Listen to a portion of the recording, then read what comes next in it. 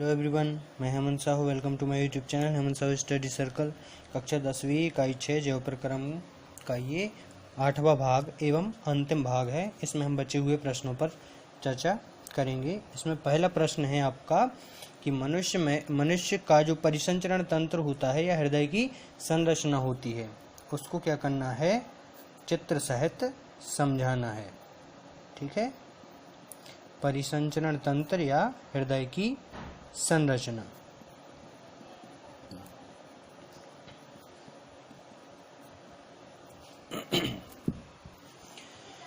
इसमें हमने जो है पहले से एक चित्र निर्मित किए हैं ताकि चित्र बनाने में समय ना लगे।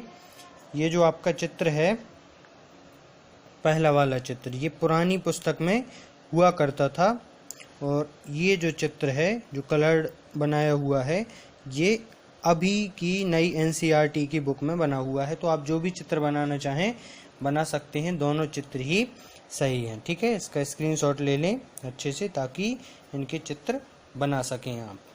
ठीक है, चलिए तो अब जो है हम हृदय की संरचना को लिखेंगे। तो सबसे पहले जो मनुष्य का हृदय होता है, कैसा, पेशीय होता है, पेशियां पाई जाती हैं, शंकु के आकार का होता है, शंक्वाकार। ठीक है, और साथ साथ में कैसा होता है, खोखला। ठीक, पाया कहाँ जाता है, यह वक्षीय भाग में पाया जाता है। जो हमारे शरीर का वक्षीय भाग होता है उसमें पाया जाता है, लेकिन यह दोनों फेफड़ों के बीच में पाया जाता है। ठीक, और साथ साथ में इनमें बीच में एक गुहिका पाई जाती है जिसका नाम है पैराकार्डियल गुहिका। कौन सी गुहिका, पैराकार्डियल गुहिका पाई जाती है। इसमें आपका रक्त हृदय, जो है आपका हृदय होता है, वह स्थित होता है। साथ साथ इस गुहिका के चारों ओर हृदयावरणी, मतलब हृदय का जो आवरण होता है, उसकी झिल्ली पाई जाती है। इसमें एक द्रव भरा होता है जिसका नाम क्या है, अगर झिल्ली पैराकार्डियल, हृदय आवरणी झिल्ली है, पैराकार्डियल गुहिका है, तो पैराकार्डियल द्रव जो है इसमें भरा होता है। ठीक है, अब हृदय जो है, रंग क्या होगा इसका, हृदय का रंग लाल, भूरा एवं पेशीय भित्ति का बना होता है। ठीक, अब इसका आकार कैसा होगा, साइज क्या होगी, तो जो 12 सेंटीमीटर क्या होगा, ये लंबा, 9 सेंटीमीटर इसकी चौड़ाई होगी, और 6 सेंटीमीटर जो है इसकी मोटाई होती है। इसका जो वजन होता है वह होता है लगभग 300 ग्राम। ठीक, अब इसमें जो है इसके आंतरिक भागों की अगर बात करें तो इसके मुख्य रूप से 4 आंतरिक भाग या हिस्से होते हैं। कौन कौन से, दायां एवं बायां आलिंद तथा दायां एवं बायां निलय। ठीक, तो दायां आलिंद, बायां आलिंद, दायां निलय, बायां निलय, ये क्या हो गए, इसके 4 भाग हो गए। ठीक, अब क्वेश्चन पूछा जाता है, चित्र में देख सकते हैं आप कि ये क्या हो गई, इसकी लंबाई, ये क्या हो गई, इसकी चौड़ाई, और ये इस तरीके से ऊपर की ओर क्या हो जाएगी, इसकी मोटाई। ये लंबाई, ये चौड़ाई, और ऊपर की ओर इसकी मोटाई। ठीक, ये दायां आलिंद है, ये बायां आलिंद है, ये दायां निलय, ये बायां निलय है। ठीक, इसमें ऊपर महाधमनी है, ये फुफ्फुस धमनियाँ पाई जा रही हैं। फुफ्फुस मतलब जो फेफड़ों की ओर जाती हैं, और फुफ्फुस सिराएं जो फेफड़ों से आती हैं। ठीक, ये शरीर के ऊपर की ओर महासरा है, ये शरीर के निचले भाग से महासरा है ना। ये विभाजिका है जो दाएं आलिंद और दाएं निलय को बाएं आलिंद और बाएं निलय से क्या करती है, बांटती है, ताकि इसका रक्त इसमें ना भर सके और इसका रक्त इसमें ना भर सके। ठीक है, ये आपको चित्र के रूप में मैंने इसको डिस्क्राइब कर दिया। अब अगला क्वेश्चन है, हृदय की कार्य विधि। तो हृदय किस तरीके से कार्य करता है, ये क्वेश्चन पूछा गया है। तो मानव हृदय में जो है क्या होता है, संकुचन एवं शिथिलन, मतलब लबडब साउंड, संकुचन एवं शिथिलन की क्रिया जो है वो क्या होती है, निरंतर चलती रहती है। ठीक है, अब ये लगातार क्रिया चलती रहेगी, तो सबसे पहले क्या होता है, जो आपका रक्त होगा, जैसे ही हृदय में संकुचन की क्रिया प्रारंभ होती है, सबसे पहले कौन सी क्रिया होगी, संकुचन की क्रिया। तो जैसे ही संकुचन की क्रिया प्रारंभ होती है, सिराओं से आए हुए रक्त को, अब इस रक्त में ऑक्सीजन नहीं होगी, मतलब यह रक्त कैसा होगा, ऑक्सीजन विहीन। तो सिराओं से आए हुए रक्त को क्या किया जाता है, दाएं आलिंद में क्या कर लिया जाता है, एकत्रित कर लिया जाता है, और इसे कहाँ भेज दिया जाता है, दाएं, जैसे ही दाएं आलिंद में पहुंचा तो इसको कहाँ भेजा जाता है, दाएं निलय में। अब इसे दाएं निलय से होते हुए क्या किया जाता है, फेफड़ों में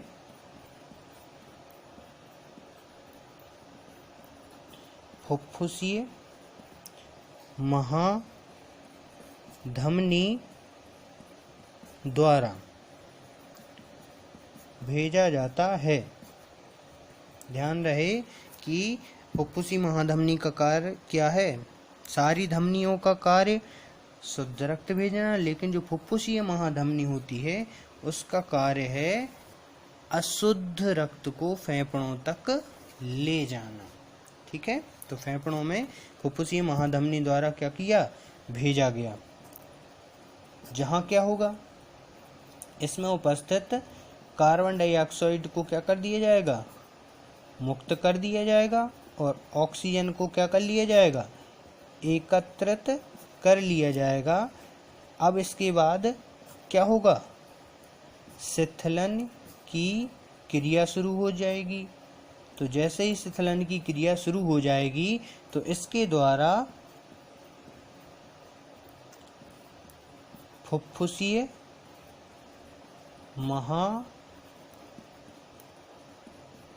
सिराओं, फुफ्फुसीय महासिराओं द्वारा बाएं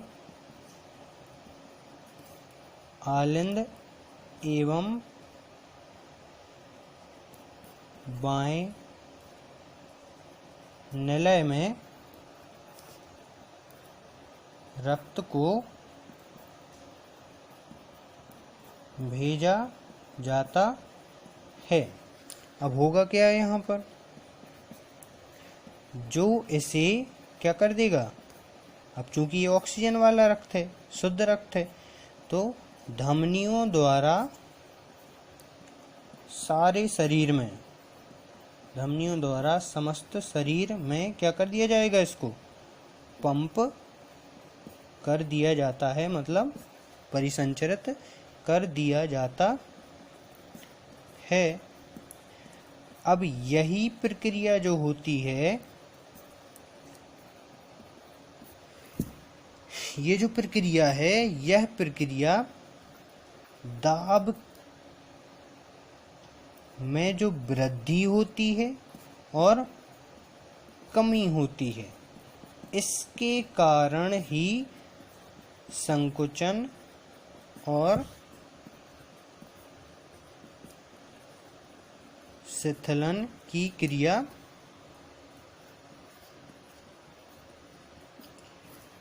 निरंतर क्या होती है, चलती रहती है। ठीक, हृदय की संरचना हो गई, जिसमें हमने इन दो चित्रों को देखा। ये हृदय की कार्यविधि हो गई। ओके, अब अगले प्रश्न में हम देखेंगे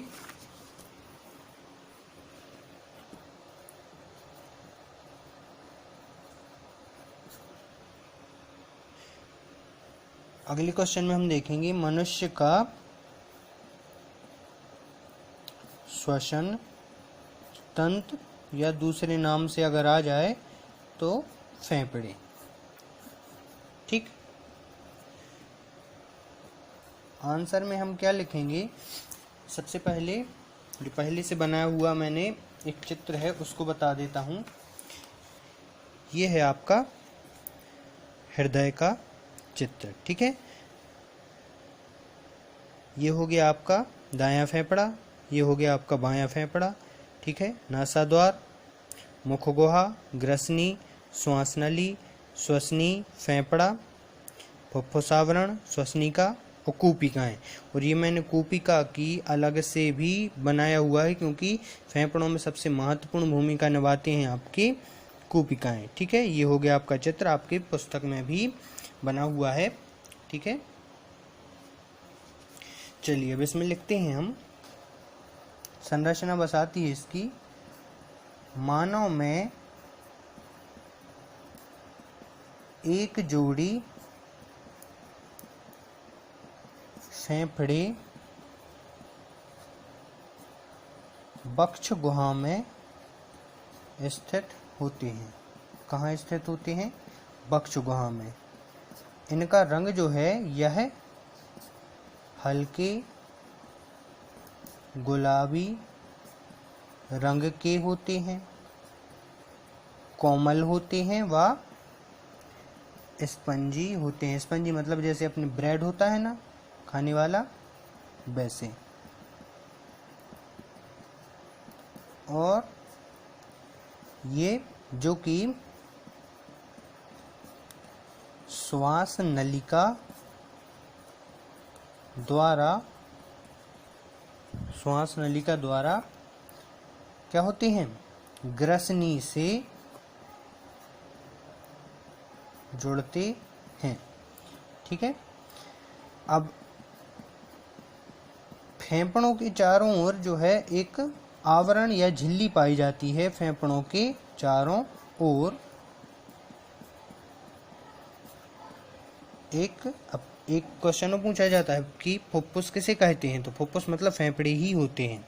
ठीक है, फुफ्फुस आवरण, फेफड़ों के चारों ओर फुफ्फुस आवरण नामक क्या पाई जाती है, झिल्ली पाई जाती है। इस झिल्ली में क्या होता है? इस झिल्ली के मध्य जो रिक्त स्थान होते हैं, तो इस रिक्त स्थान को क्या बोलते हैं?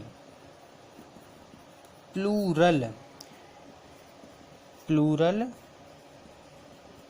गुहिका कहते हैं। और इसमें जो द्रव भरा होता है, इस द्रव को, जैसे पैराकार्डियल गुहिका में पैराकार्डियल द्रव, ऐसे प्लूरल गुहिका में प्लूरल द्रव भरा होता है। अच्छा, अब यह द्रव करता क्या है? यह जो द्रव होता है वह झिल्लियों को चिपकने से क्या करेगा? बचाता है। और सदैव क्या बनाए रखता है? नम एवं फूलने में क्या है? सहायक है, ताकि फेफड़े आसानी से फूल सकें, नम बने रहें, है ना, सूखापन उनमें ना हो, सांस लेने में समस्या ना हो। तो ये हो गए आपके मनुष्य के श्वसन तंत्र। ये चित्र बनाने को आता है। वैसे एक बात हम बार बार बोलते जा रहे हैं, इस अध्याय से मुख्य रूप से चित्र ही आता है। तो ये मनुष्य के श्वसन तंत्र या फेफड़ों की संरचना हो गई, और ये हो गया आपका क्या? चित्र। ठीक है।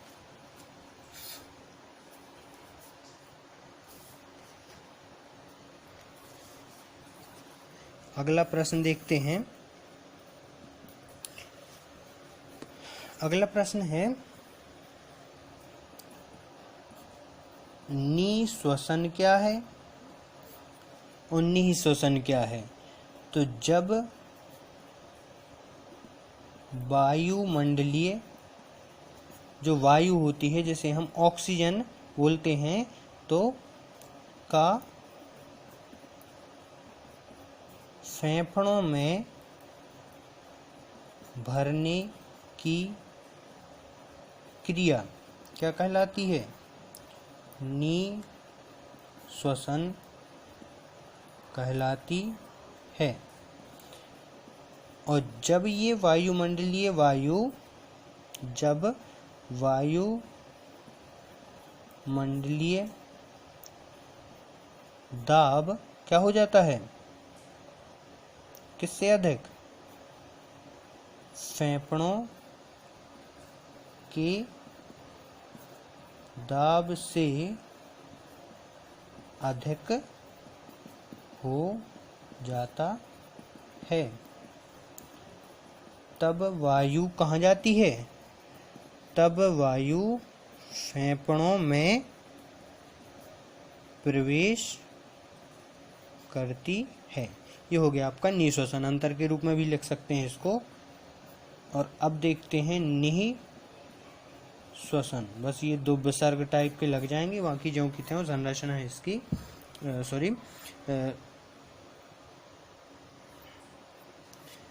तो निःश्वसन या एक्सपायरेशन, इसको क्या नाम से जानते हैं? इंस्पायरेशन। और ये क्या होता है? एक्सपायरेशन। ठीक। तो निःश्वसन देखते हैं। अब जब इसमें ऑक्सीजन वायुमंडल से फेफड़ों में जा रही, इसमें फेफड़ों से वायुमंडल में जाएगी। तो जब फेफड़ों की वायु, जिसे हम क्या बोलते हैं? कार्बन डाइऑक्साइड, को वायुमंडल में मुक्त करना क्या कहलाएगा? निःश्वसन कहलाता है। अब बिल्कुल इसके विपरीत कर दो कि जब फेफड़ों का वायु दाब क्या हो जाए, वायुमंडलीय दाब से अधिक हो जाए।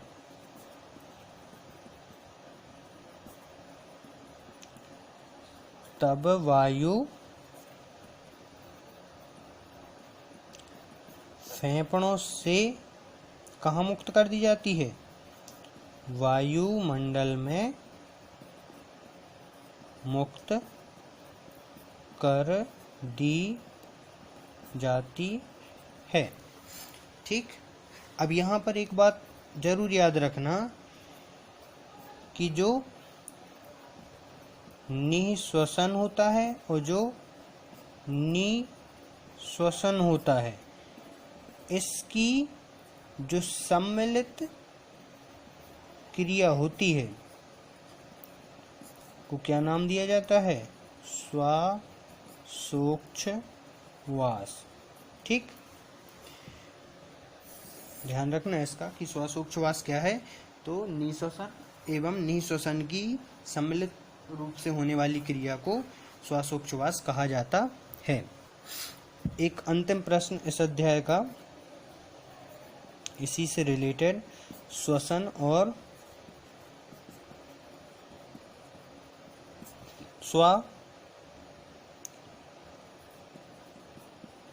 श्वासोच्छ्वास में अंतर। ठीक, श्वसन और श्वासोच्छ्वास में अंतर लिखिए। तो पहला पॉइंट देखते हैं कि यह क्या है, यह एक जैव रासायनिक क्रिया है, जबकि यह एक क्या है, यांत्रिक क्रिया है। ठीक, इसके द्वारा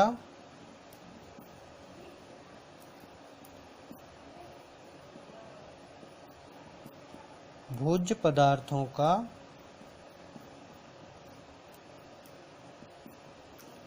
ऑक्सीकरण किया जाता है। जब ये क्रिया होती है तो भोज्य पदार्थों का ऑक्सीकरण होता है, जबकि इसके द्वारा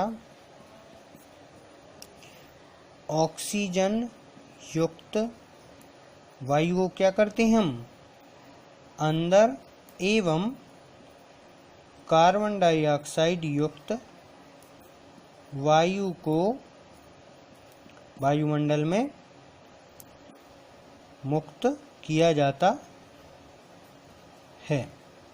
ठीक, तीसरा पॉइंट क्या है,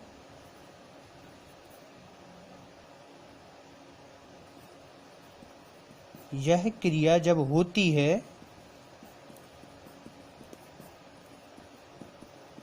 तो ऊर्जा मुक्त होती है एवं किस रूप में, एटीपी के रूप में संचित की जाती है।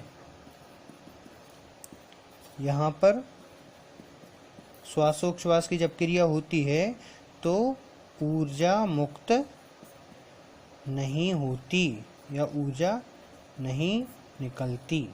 ठीक, यह जो क्रिया होती है यह कोशिका के अंदर संपन्न होती है, जबकि यह क्रिया